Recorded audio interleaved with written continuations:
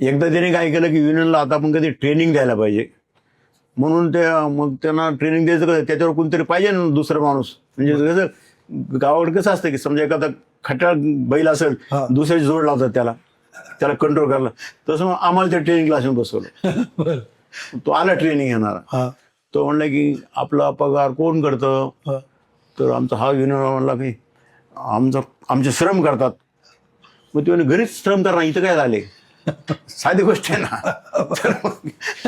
मग ते म्हणे मग मग मग परत तो म्हणला नाही आमच्याबरोबर कंपनी करते.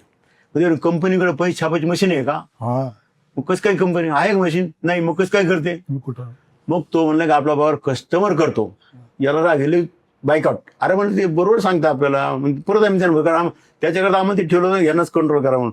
मग त्यांना खूप समजून सांगून त्यांना पटलं शेवटी की आपला पगार कस्टमर करतो आणि कस्टमर करता काम करणं आवश्यक आहे आपल्याला.